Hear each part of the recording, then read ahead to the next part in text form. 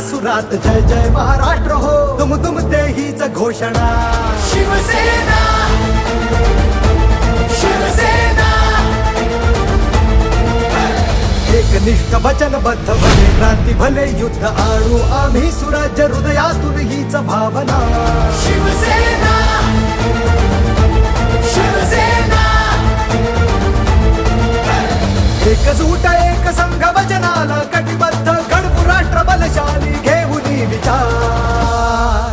आली शिवसेना शिवसेना आली शिवसेना शिवसेना आली शिवसेना आली शिवसेना शिवसेना.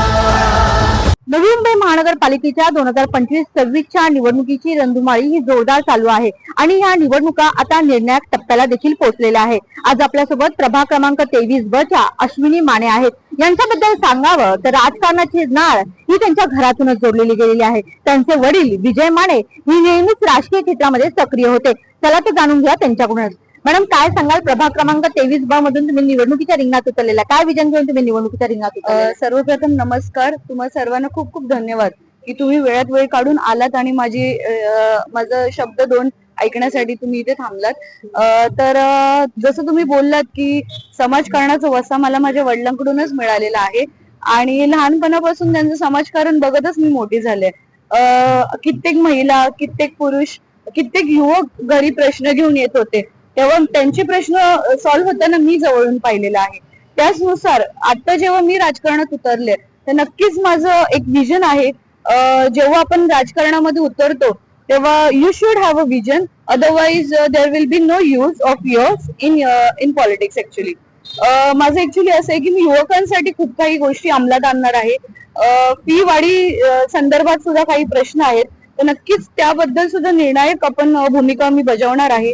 त्यानंतर लघुगृह उद्योग साठी निर्मिती कशी होईल मी ते सुद्धा त्याचा सुद्धा पाठपुरावा करणार आहे. मॅडम, या ठिकाणी यावेळेस 50% वर महिला आरक्षण आहे.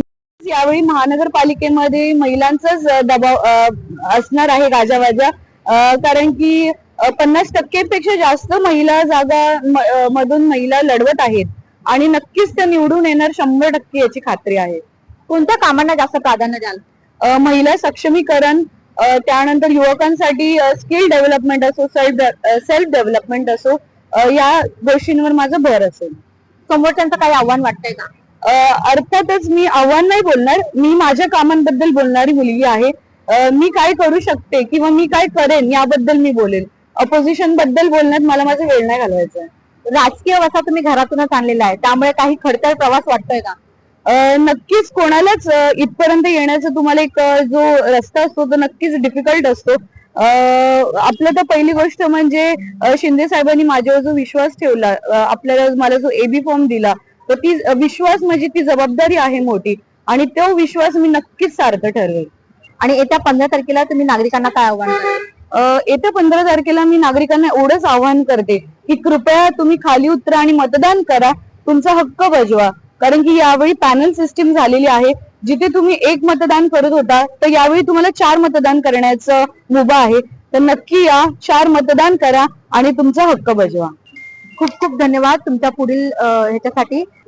नक्कीच आपण पाहिलेलं आहे की ह्या होत्या अश्विनी माने आणि त्या प्रभाग क्रमांक 23 ब मधून निवडणुकीच्या रंगणात उतरलेल्या आहेत. चेहरा नवीन असला तरी राजकीय वसा हा त्यांच्या घरातूनच होता. राजकारणामध्ये त्यांचे वडील देखील सक्रिय होते, त्यामुळे येणाऱ्या काळामध्ये जनता त्याला कोणता कौल देते हे बघणं महत्वाचं ठरणार आहे. व्हिडिओ जर्नलिस्ट विनीत घोडेकरसह प्रिया रिपोर्ट, नवी मुंबई.